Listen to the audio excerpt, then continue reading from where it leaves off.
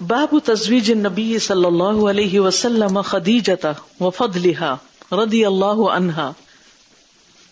نبی صلی اللہ علیہ وسلم کی حضرت خدیجہ سے شادی اور ان کی فضیلت رضی اللہ عنہا. ہی ام المؤمنین السیدہ خدیجہ بنت خویلد بن اسد بن عبد العزى بن قصی القرشیہ الاسدیہ. ام المومنین سیدہ خدیجہ بنت خویلد بن اسد بن عبد العزى، یہ ان کے دادا کا نام ہے، پردادا کا، بن قصی. قصی میں جا کر یہ نبی صلی اللہ علیہ وسلم کے ساتھ نسب میں شریک ہو جاتی ہیں، یعنی 5ویں جگہ پر. القرشیہ قریش سے تھی، الاسدیہ قریش کے قبیلہ بنو اسد سے. ان کی والدہ فاطمہ بنت زائدہ بنت جندب.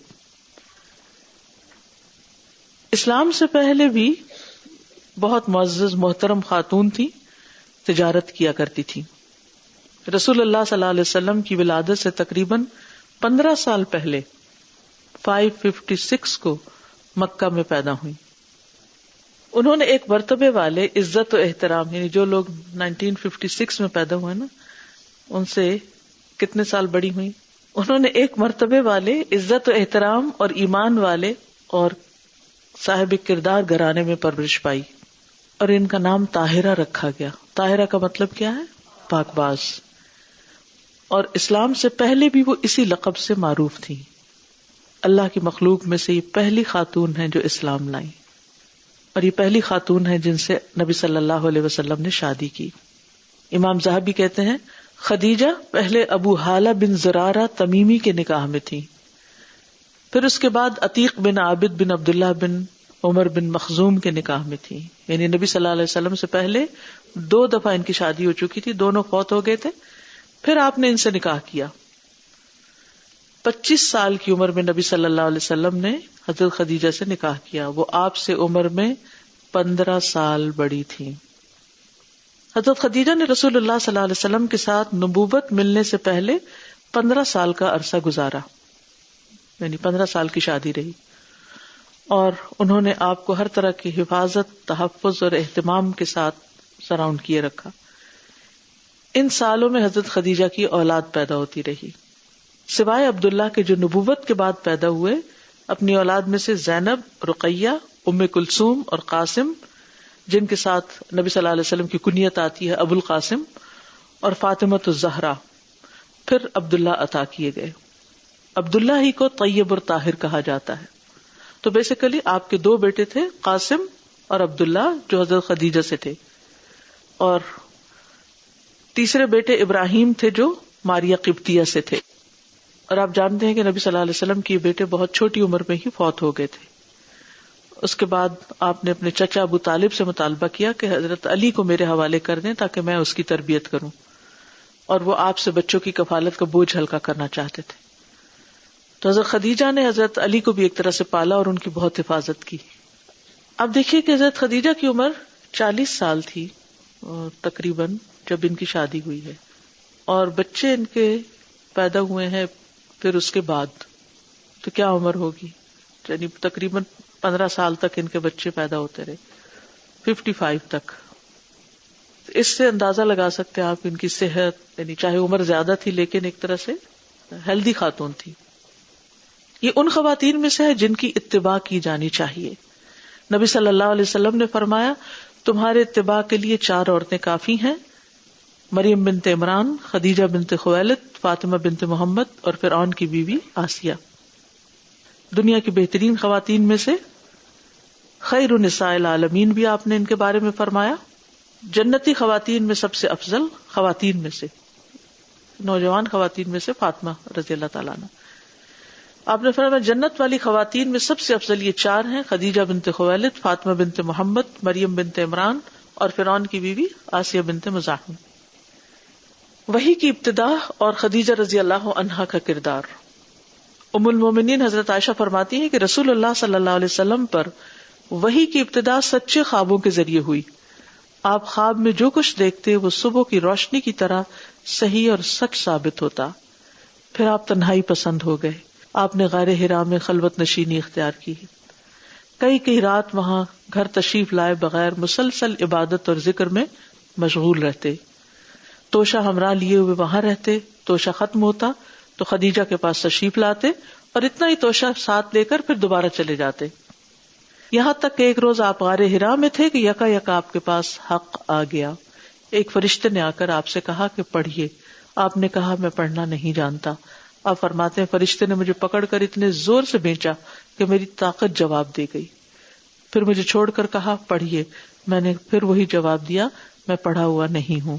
فرشتے نے تیسری بار مجھے پکڑا اور تیسری بار مجھے پھر بھینچا اور پھر مجھے چھوڑا. یعنی پہلی بار بھینچا, پھر دوسری بار بھینچا, پھر تیسری بار بھینچا اور کہنے لگا پڑھیے اقرأ بسم ربک الذی خلق خلق الانسان من علق اقرأ وربک الاکرم الذی علم بالقلم علم الانسان ما لم یعلم. تو یہی آیتیں آپ جبریل علیہ السلام سے سن کر اس حال میں غار حرا سے واپس ہوئے کہ آپ کا دل اس انوکھے واقعے سے کانپ رہا تھا. پھر کچھ عرصے تک وہی موقوف ہو گئی, نہیں آئی دوبارہ. لیکن اس میں حضرت خدیجہ کا کردار کیا ہے کہ نبی صلی اللہ علیہ وسلم پر کچھ ایسی کیفیات آ گئی کہ آپ خاموش ہو گئے. آپ زیادہ تر باہر ہی رہتے تھے, یعنی غار میں ہی رہتے تھے. کہیں یہ نہیں ملتا کہ حضرت خدیجہ نے آپ کو بہت پریشان کیا اور انہوں نے کہا کہ یہ اتنے سارے بچے میرے ذمہ ہیں اور آپ کو کوئی دلچسپی نہیں ان سے, اور بلکہ وہ آپ کو سپورٹ کرتی نہیں, آپ کی کیفیت کو سمجھتی تھی. یاد رکھیے دنیا میں کوئی بھی انسان فرشتہ نہیں ہے. کسی بھی جوڑے کی جب شادی ہوتی ہے تو اس میں اچھی خوشگوار زندگی کا راز یہ ہے کہ دونوں ایک دوسرے کو سمجھنے کی کوشش کریں, ایمپیتھیٹک ہوں, دوسرے کے نقطہ نظر کو سمجھتے ہوں, دوسرے کی جگہ پر اپنے آپ کو رکھ کر دیکھیں اگر میں ہوں یہاں اور مجھ پر اتنا سٹریس ہو تو میں کس طرح ریئیکٹ کروں. حضرت خدیجہ کے اندر یہ صلاحیت بہت تھی. انہوں نے نبی صلی اللہ علیہ وسلم کے اوپر گزرتی ہوئی کیفیات کو محسوس کیا, سمجھا اور ان سے تعاون کیا, اور کوئی گھر میں مسئلہ کریٹ نہیں کیا. رسول اللہ صلی اللہ علیہ وسلم جبریل علیہ السلام سے مل کر جب غار حرا سے واپس آئے اور آپ کا دل کانپ رہا تھا تو آپ نے کہا کہ واپس آ کر کہ مجھے کمبل اڑا دو. حضرت خدیجہ سے کہا مجھے کمبل اڑا دو, تو انہوں نے آپ کو کمبل اڑا دیا. جب آپ کا ڈر جاتا رہا تو آپ نے خدیجہ کو واقعے کی اطلاع دی کہ مجھے اپنی جان کا خوف ہو گیا ہے. یعنی جتنی دیر وہ کیفیت تھی وہ کچھ نہیں بولے سوائے کمبل اڑانے کے, اور حضرت خدیجہ نے بھی ان سے کچھ نہیں پوچھا. بعض اوقات ایسی غیر معمولی کیفیات ہوتی ہے, کوئی شخص ڈر جاتا ہے, کوئی شخص تھکا ہوتا ہے, کوئی شخص کسی بات سے پریشان ہو کر گھر آتا ہے, تو اس کا انٹرویو لینے نہیں بیٹھ جائیں اور اس سے سوال جواب اور جیرا اور بحث کیا ہوا کیسے ہو, نہیں, اس کو ٹائم دیں حتیٰ کہ وہ اپنے ہوش و حواس میں سنبھل جائے اور پھر اس سے بات کرے. اب آپ دیکھیے کہ نبی صلی اللہ علیہ وسلم نے سارا واقعہ سنا ہے. حضرت خدیجہ کہتی ہیں ہرگز نہیں, اللہ کی قسم اللہ آپ کو ہرگز رسوا نہیں کرے گا. کیا اعتماد ہے شوہر پر. آپ تو صلہ رحمی کرتے ہیں, ایک ایک خوبی دیکھ کے گن کے رکھی ہوئی. اگر آپ سے کوئی پوچھے 5 خوبیاں بتائیے اپنے شوہر کی تو سوچنے بیٹھ جائیں گے, اچھا تو کبھی سوچا ہی نہیں, ہمیں تو پتہ ہی نہیں کہ کیا خوبی. جی خرابیاں پوچھے تو شاید جلدی سے بتا بھی دیں, لیکن تو آپ ذرا ایکسرسائز کیجیے نا, خوبیاں ذرا لکھ کے رکھیے اپنے پاس, یا اپنے ہسبینڈ کو ایک چھوٹا سا کارڈ بنا کے دیجیے کہ آپ کے اندر یہ 5 خوبیاں ہیں. حضرت خدیجہ اس موقع پر بھی کہ شوہر پہ ایک خاص کیفیت گزر رہی ہے اور وہ کس طرح جانتی ہیں آپ کو. اللہ کی قسم اللہ آپ کو رسوا نہیں کرے گا. آپ صلہ رحمی کرتے ہیں, آپ بے کسوں کا بوجھ اٹھاتے ہیں, آپ مفلسوں کے لیے کماتے ہیں, یعنی جو آپ ارن کرتے ہیں اس سے غریبوں کی مدد کرتے ہیں, مہمان نوازی کرتے ہیں, مشکل وقت میں آپ حق کا ساتھ دیتے ہیں. کتنی باتیں کی؟ 5.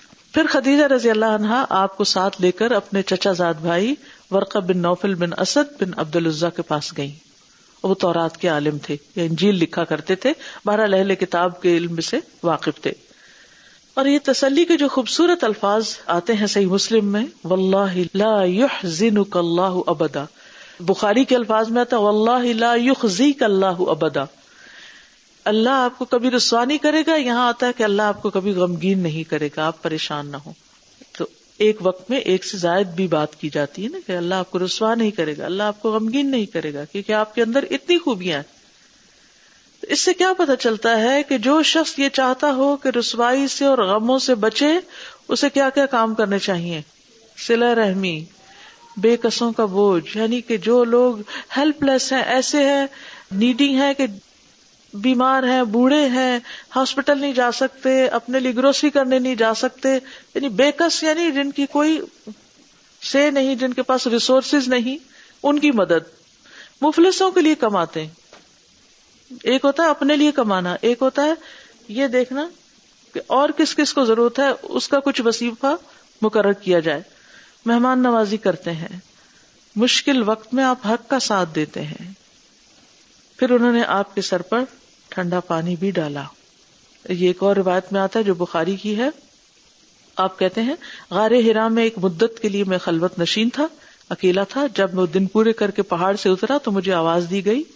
میں نے اپنے دائیں طرف دیکھا، کوئی چیز دکھائی نہ دی. بائیں طرف دیکھا، کچھ نظر نہ آیا. سامنے دیکھا، کچھ دکھائی نہ دیا. پیچھے دیکھا تو بھی کچھ نظر نہیں آیا.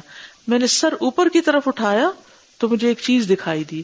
پھر میں خدیجہ کے پاس آیا تو میں نے کہا مجھے کمبل اڑا دو، مجھ پہ ٹھنڈا پانی ڈالو. اور کہتے ہیں انہوں نے مجھے کمبل اڑا دیا، مجھ پہ ٹھنڈا پانی بہا دیا. اور پھر اس کے بعد یہ آیات نازل ہوئی، یا ایھا المدثر قم فانذر وربک فکبر. یہ دوسری دفعہ کی بات ہے، نیکسٹ وحی کے موقع پر ایسا ہوا تھا. رائٹ، یعنی پہلی وحی کے بعد پھر وحی آنا بند ہوئی، پھر دوبارہ وحی آئی سورۃ المدثر کی. اس موقع پر بھی جب آپ پر وحی آئی تو ابھی بھی آپ یعنی اس گھبراہٹ کا شکار ہوئے تھے. پھر تسلی کے لیے جو ورقہ بن نوفل کے پاس لے گئی، انہوں نے کیا کہا، جبریل کو کیا کہا، یہ وہی رازدان ہے جس کو اللہ نے رازدان کیوں کہا. جو علم ان کے پاس ہوتا تھا وہ اللہ سبحانہ وتعالیٰ سے امانت کے ساتھ ڈائریکٹ لے کر آتے تھے، کوئی دوسرا اس میں شریک نہیں ہوتا تھا، براہ راست اللہ سے نبی صلی اللہ علیہ وسلم تک. یہ تو وہی رازدان ہے جس کو اللہ نے موسیٰ علیہ السلام پر اتارا تھا. اگر مجھے آپ کا زمانے ظہور نبوت مل گیا تو میں آپ کی بھرپور مدد کروں گا. ٹھیک ہے. پھر نبی صلی اللہ علیہ وسلم کی شرک سے شدید بیزاری پر ان کا تعاون. خدیجہ کے ایک پڑوسی کہتے ہیں انہوں نے حضرت خدیجہ کو فرماتے ہوئے سنا، اے خدیجہ اللہ کی قسم، کہ انہوں نے نبی صلی اللہ علیہ وسلم کو خدیجہ سے فرماتے ہوئے سنا، آپ بات کر رہے تھے، اے خدیجہ اللہ کی قسم میں لات عزیٰ کی کبھی عبادت نہیں کروں گا. اللہ کی قسم میں ان کی عبادت کبھی نہیں کروں گا. کہتے خدیجہ نے فرمایا آپ لات کو چھوڑیں، آپ عزیٰ کو چھوڑیں ان کو. راوی کہتے ہیں کہ یہ ان کے بت تھے مشرکین جن کی عبادت کرتے اور پھر اپنے بستروں پہ لیٹتے، یعنی سونے سے پہلے بھی ان کی عبادت کرتے تھے. بہترین بیوی تھی، اچھی بیوی. ویسے یہ ٹاپک ہر عورت کو معلوم کرنا چاہیے کہ وہ کیسی اچھی بیوی تھی. کچھ تو ہم نے ابھی دیکھا ہی، لیکن کچھ اور خوبیاں بھی ان کی انشاءاللہ آئندہ دیکھیں گے.